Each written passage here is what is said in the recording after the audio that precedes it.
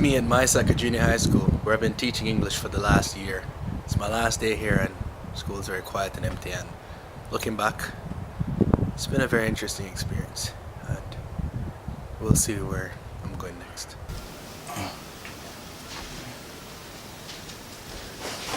Alright, so today I'm going to talk about Japan, and I don't know how many of you have ever traveled somewhere that far, but you know, I decided to kind of go back to Japan today because it's a story I want to tell. But I just did some laundry. I'm looking for my running shorts because I'm about to go running. Begins. I'm not trying to show my underwear on YouTube, but well, technically I am. Found it. I have to stoop down a little bit because, you know, camera and my height, whatever. But let's clean this up and I continue talking about Japan. 1, 2, 3.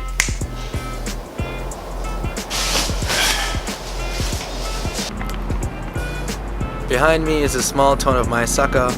This is where I've been working for the last several months, and I'm wearing a mask today because when kids here get influenza, teachers have to wear masks so they don't get sick, the kids don't get sick again, and our ugly spiral will continue downward.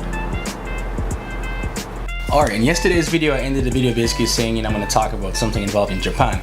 You know, lately, you know, a lot of the stuff I've been doing on the vlog is like focusing on psychology of where I am and where I'm trying to be. And I was looking through some old footage and I saw like this footage from the last day of high school when I was teaching in this place called Maisaka.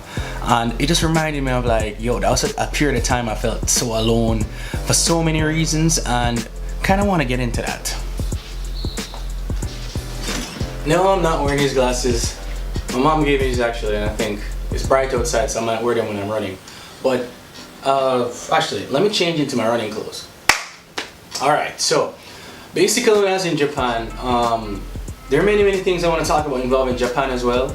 But in terms of, yo, just feeling alone, it's like when you're in a place where you can't speak the language well, you're a grown man, and you know, you try and still live your life and enjoy it, and you have all these demands on your time and energy. It's like you can feel really super alone.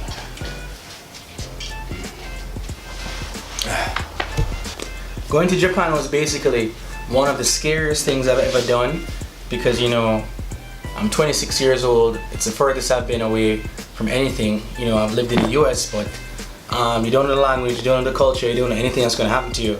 And I made the move anyway, and it taught me so much about just making decisions, you know, for the future, pushing yourself to the limit, and stepping into fear.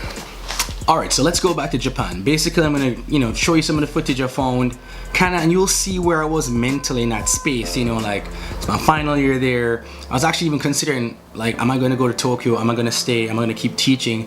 There are all these things going on in my brain, and then after I show you some of that footage, I'm gonna like actually talk about stepping into fear and what that means for me in terms of like making big decisions and taking bold risks.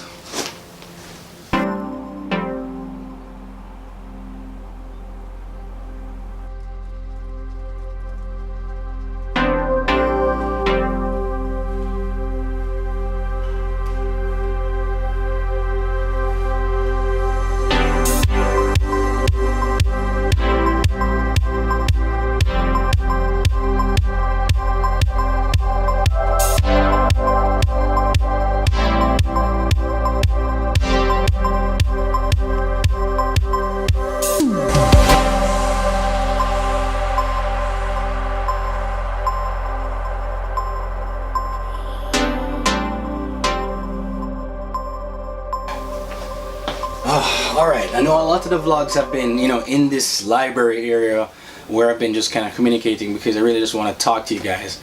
So stepping into fear real quickly is, you know, I found that almost anything that you want to do, like the more scary it is, the bigger it is usually more beneficial it is to your life or learning lessons about yourself. And for me, you know, I learned so much about myself on a psychological level. Like there are things I didn't even know, like I was afraid of, issues I had that were small when I was like, you know, around people that spoke English, and you know, my regular culture that just exploded when, you know, I'm alone, I'm in this foreign country. But at the end of it all, I always said to myself, I made this decision, you know, I decided to come to Japan and I stuck it out because I'm like, I'm not gonna come here and then break down after 3 months. Because when you psychologist, there's this like I think 5 stages of like when you go into a new culture. There's like the honeymoon period when it's like all nice and fun, and there's like this adjustment period, and there's culture shock, and then they're like these stages, right? And I went through all of them. And basically, ultimately, you know, when you step into something like that, it teaches you so much about yourself. So be prepared for both the good and the bad.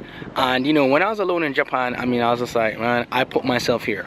And eventually in the future, when I did other things, I said to myself, well, if I'm gonna put myself somewhere, I'm gonna commit to the outcome. Alright, so that's basically it for that. We'll be keeping it going. Hopefully some more lifestyle stuff too, like the beach and all that cool stuff, you know what I mean? Trying to get stuff out of my head. Thanks for watching, and I'll catch you soon. Gonna go run now.